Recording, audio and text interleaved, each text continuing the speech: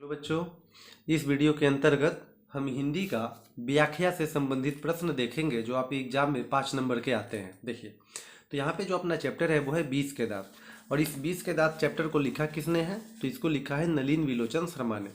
तो चलिए व्याख्या की तरफ हम आते हैं। जैसे देखो, यही पे है आपका ये सप्रसंग व्याख्या कीजिए। तो 20 के दांत में आपने पढ़ा है कि ये सेन साहब और खोखा की इसमें बातें हैं। सेन साहब की 5 लड़कियां थी और पांचों की पांचों बहुत ही सभ्य थी। ठीक है, तो आपको यहाँ पर लाइन देख करके पहचानना पड़ेगा कि ये किस चैप्टर का है। क्या कहता है, देखो, लड़कियां क्या है? कठपुतलियां हैं और उनके माता पिता को इस बात का गर्व है। तो लड़कियां क्या है? कठपुतलियां है। तो किसकी लड़की कठपुतली जैसी थी? सेन साहब की। तो आप यहाँ पे आराम से पहचान गए कि ये 20 के दांत चैप्टर का है। खोखा के दुर्ललित स्वभाव, देखो जैसे ही आपने देखा खोखा, आपको पहचान जाना है कि ये 20 के दांत का है। ऐसे ही लड़के आगे चलकर गुंडे, चोर और डाकू बनते हैं, ऐसा सेन साहब मदन की माँ को बोल रहे हैं। ठीक है, हंस कौवों की जमात में शामिल होने के लिए ललक गया। ये बात तब की है जब खोखा की भिक्षा करती है कि वो भी लट्टू नचाए। तो यहाँ पे खोखा को हंस बोला गया है और मदन और उसके साथियों के झुंड को कौवों की जमात बोला गया है। ठीक है, तो यहाँ से हम पहचान सकते हैं कि ये 20 के दांत चैप्टर का है। देखो व्याख्या में लिखेंगे कैसे? प्रस्तुत पंक्ति या इन चारों में से कोई भी दे। 20 के दांत शीर्षक कहानी से लिया गया है। इसके लेखक नलिन विलोचन शर्मा है। ठीक है, फिर पैराग्राफ चेंज करके इन पंक्तियों के माध्यम से लेखक ये कहना चाहते हैं कि सेन साहब की जो पांचों लड़कियां हैं वो बहुत कठपुतली जैसी है और पांचों की पांचों बहुत ही ज़्यादा सभ्य है, और इस बात से सेन साहब और उनकी पत्नी को बहुत ज़्यादा गर्व है। ठीक है, ऐसे ही लड़के आगे चलकर गुंडे, चोर और डाकू बनते हैं। इस पंक्ति के माध्यम से सेन साहब मदन की माँ को ये बताना चाहते हैं कि यदि आज आपने मदन पे ध्यान नहीं दिया तो आगे चल के यह चोर, गुंडा या डाकू कुछ भी बन सकता है। ठीक है, मतलब इसी बात को आपको अपनी बात में, अपनी भाषा में लिख देना है। हंस कौवों की जमात में शामिल होने के लिए ललक गया। तो इस पंक्ति के माध्यम से लेखक ये कहना चाहते हैं कि जब मदन ने अपने घर की छत से, खोखा ने अपने घर की छत से मदन और उसके साथियों को लट्टू नचाते हुए देखा, तो खोखा की भी इच्छा हुई कि वह भी लट्टू नचाए, और इस वजह से खोखा जो है वो मदन के साथियों के झुंड में शामिल होने के लिए, अर्थात कौवों की जमात में शामिल होने के लिए ललक गया, चला गया। ठीक है, तो इस तरह से आपको व्याख्या करना है। तो चलिए बच्चों, अगले चैप्टर की तरफ हम आते हैं। अगला चैप्टर जो है आपका वो है, देखो क्या है यहाँ पे,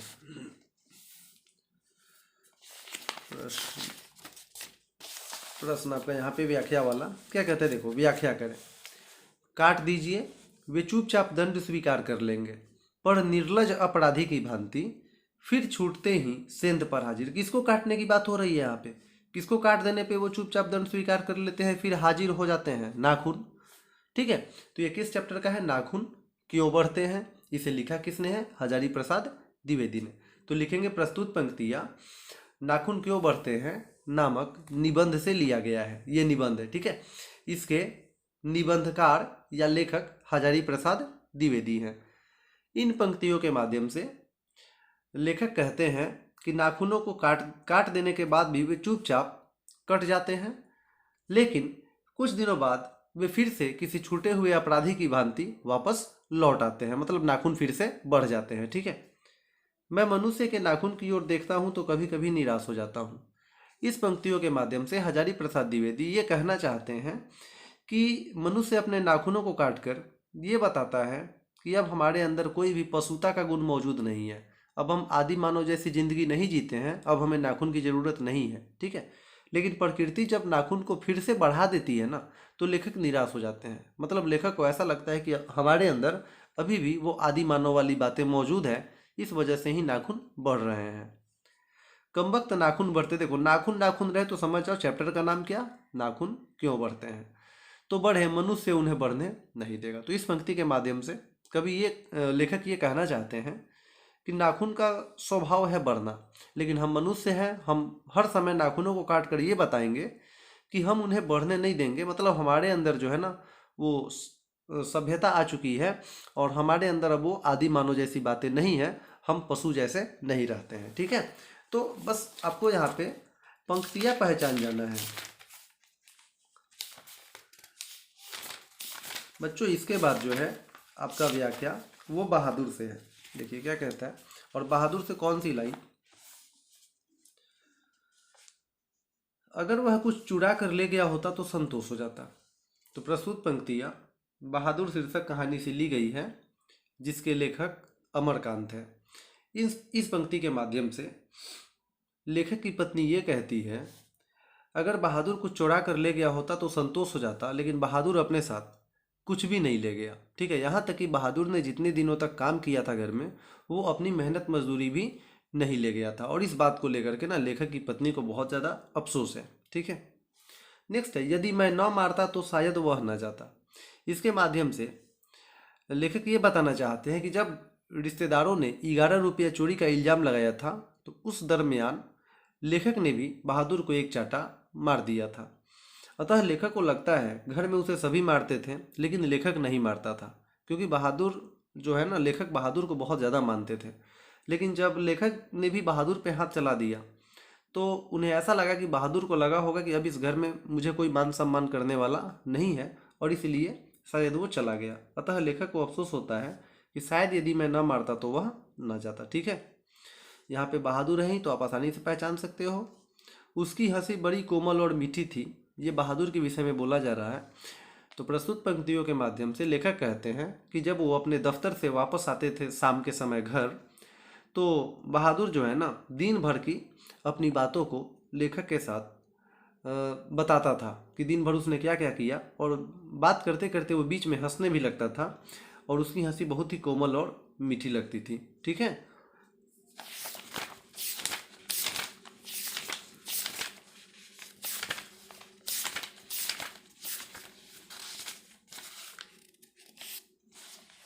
यहाँ पे है,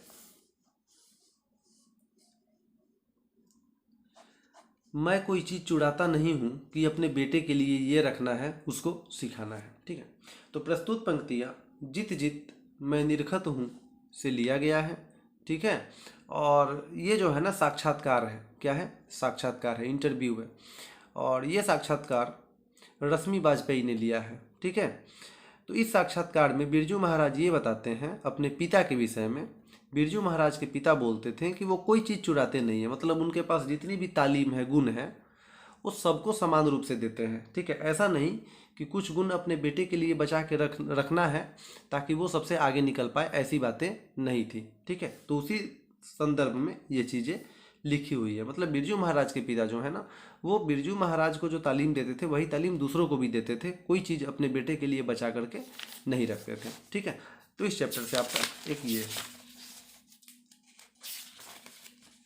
नेक्स्ट आपका मछली चैप्टर से है। ठीक है, देखिए, बरसते पानी में खड़े होकर झोले का मुंह आकाश की तरफ मैंने खोल दिया, ताकि आकाश का पानी झोले के अंदर पड़ी मछलियों पर पड़े। देखो मछली आ गया ना।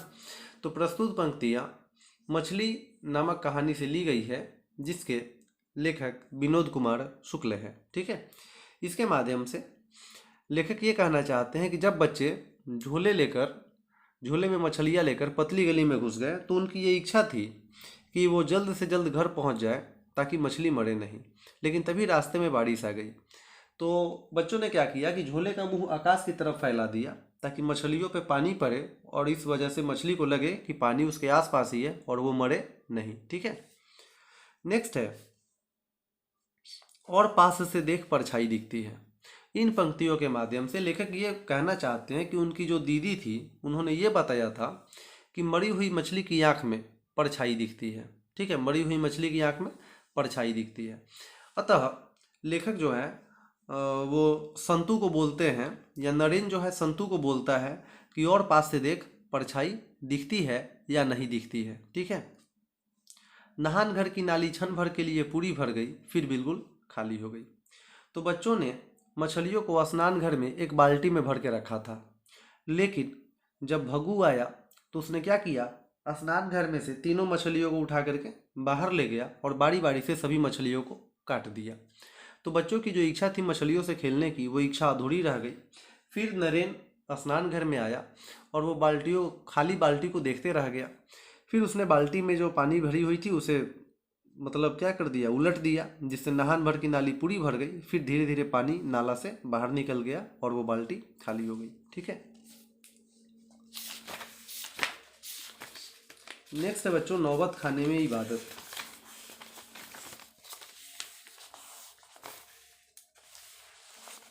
इसमें आपका एक लाइन है, फटा सूर न भग से लुंगिया का क्या है, आज फटी है तो कल सिल जाएगी। देखो तो यहाँ पे फटा सूर, तो सूर किसके पास था, बिस्मिल्लाह खां के पास था जो शहनाई बजाते थे। तो प्रस्तुत पंक्तियाँ नौबत खाने में इबादत से ली गई है। इसके लेखक यतीन्द्र मिश्र हैं। कौन है, यतीन्द्र मिश्र। इसके माध्यम से लेखक ये कहना चाहते हैं कि जब बिस्मिल्लाह खां सजदे में जाते थे ना, तो वो दुआ मांगते थे अल्लाह से, भगवान से, कि मुझे फटा सुर ना बख्शें, मतलब मेरी सुर को अच्छा बनाए रखें। लुंगी का क्या है, आज फटी है तो कल सिल जाएगी, मतलब लुंगी फट जाए तो हम उसे सिला सकते हैं, लेकिन सुर एक बार फट जाए ना तो वापस से हम उसे पा नहीं सकते हैं। अतः वो सजदे में यही गिड़गिड़ाते थे कि मेरा सुर जो है ना वो आप भगवान बनाए रखें, ठीक है, सुर कभी खराब ना करें।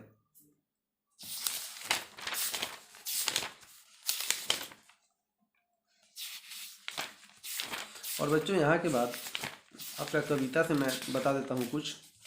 देखिए क्या है यहाँ पे, मनुज भारती देखी कोऊ सकत नहीं पहचान।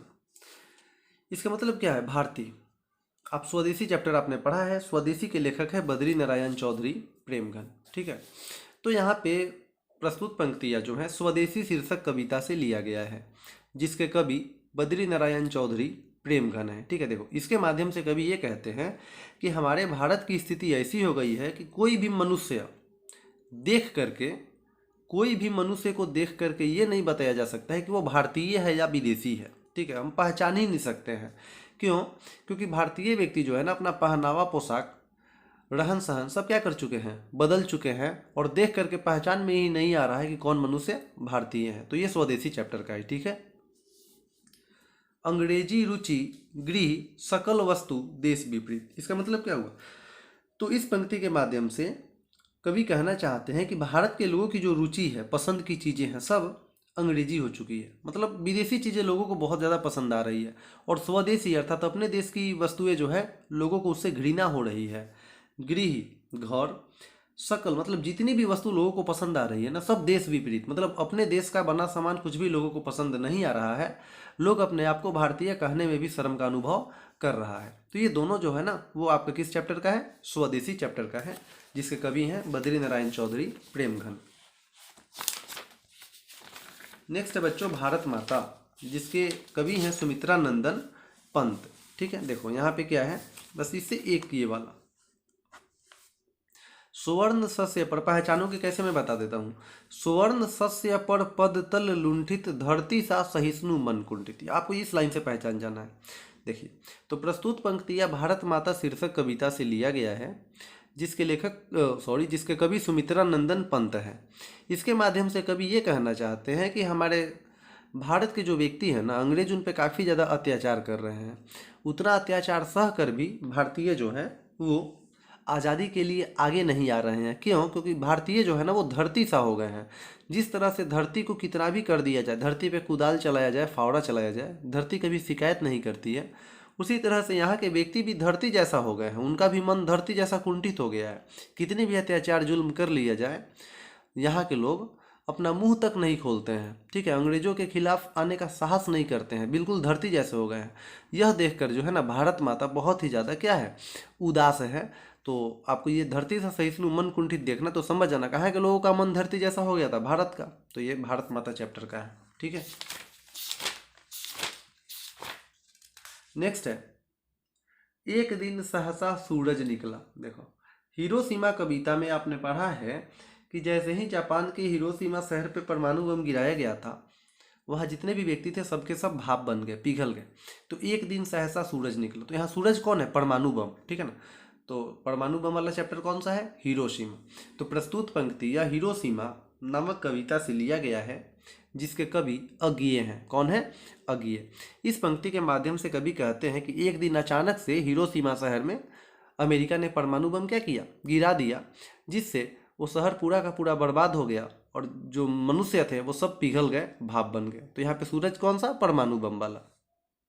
नेक्स्ट है मानव का रचा हुआ सूरज मानव को भाप बनाकर सो गया। देखो यहाँ पे सूरज है ना, तो इस पंक्ति के माध्यम से कवि ये कहना चाहते हैं कि ये जो सूरज था, परमाणु बम रूपी सूरज, उस सूरज को इंसान नहीं बनाया था, और वो जो सूरज था उसने इंसान को ही क्या कर लिया, भाप बनाकर सूख गया। ठीक है। नेक्स्ट है, दूर से ही ललकारता कौन, मैं जवाब देता दोस्त। प्रस्तुत पंक्तियां एक वृक्ष की हत्या शीर्षक कविता से लिया गया है, जिसके कवि कुंवर नारायण है। इसके माध्यम से कवि कहते हैं कि जब वो घर जाते थे तो ऐसा लगता था कि वो वृक्ष, वही बूढ़ा चौकीदार वृक्ष जो उनके घर के दरवाजे पे था, वो उनसे दूर से ही पूछ रहा हो कि तुम कौन हो। तो बदले में कवि जवाब देते थे, मैं तुम्हारा दोस्त हूँ, मतलब मैं तुम्हारी हर समय रक्षा करूँगा, ठीक है, और तुम पे कभी कोई आँच नहीं आने दूंगा। बचाना है जंगल को मरुस्थल हो जाने से, बचाना है मनुष्य को जंगल हो जाने से। इस पंक्ति के माध्यम से कवि कहते हैं कि यदि इसी तरह से जंगल कटते रहे तो एक दिन ऐसा समय आ जाएगा कि हमारा जो जंगल है वो मरुस्थल हो जाएगा। अब जब जंगल मरुस्थल हो जाएगा तो वातावरण का जो संतुलन है वो बिगड़ जाएगा, और जो स्थिति आज जंगल की है वही स्थिति मनुष्य की हो जाएगी। मतलब जंगल की मात्रा जितनी कम है ना, आदमी भी उतना ही कम हो जाएगा। तो हमें इस स्थिति को बचाना है। और बच्चों आखिरी आपका, बनकर शायद हंस मैं किसी किशोरी का, घुंघरू लाल पैरों में तैरता रहूंगा बस दिन दिन भर पानी में, गंध जहाँ होगी ही भरी घास की। तो इस पंक्ति के माध्यम से देखो, प्रस्तुत पंक्ति या लौट कर आऊँगा फिर कविता से लिया गया है। तो इस पंक्ति के माध्यम से जो कवि हैं, इसके कवि कौन है, जीवनानंद दास। ठीक है। इस पंक्ति के माध्यम से कवि कहना चाहते हैं कि जब वो मर जाएंगे ना, तो मरने के बाद भी वो एक दिन उस जगह पे वापस आएंगे जहां पर तैरता रहूंगा बस दिन दिन भर पानी में। मतलब जहां पे कौन सी नदी थी, रूपसा। कौन सी नदी थी, रूपसा। तो कवि की इच्छा है कि रूपसा नदी के पानी में वो दिन दिन भर तैरते रहेंगे। जैसे किसी किशोरी के, लड़की के पैर से घुंघरू अलग नहीं होती है, उसी तरह से लेखक जो है अगले जन्म में जब रूपसा नदी में आएंगे तो वो हंस बन के आएंगे और दिन दिन भर रूपसा नदी में तैरते रहेंगे। ठीक है। खेत है जहाँ धान के, बहती नदी के किनारे, फिर आऊँगा लौट कर एक दिन बंगाल में। देखो, इसके माध्यम से कवि कहते हैं जहाँ धान के खेत हैं, रूपसा नदी बहती है, मैं उस बंगाल में एक बार फिर से लौट करके आऊँगा। तो व्याख्या का मैंने जितना बता दिया है आपके एग्जाम के लिए काफ़ी है, बहुत ज़्यादा है। हर एक चैप्टर से आपको बता दिया गया है। तो बच्चों आपका व्याख्या वाला भी हो गया। ठीक है। क्वेश्चन आंसर का वीडियो मैं कल लाइव करा चुका हूँ, तो आपका हिंदी का तैयारी काफ़ी अच्छे से कंप्लीट हो चुका है। तो आपका एग्ज़ाम काफ़ी बेहतर जाएगा। Best of luck.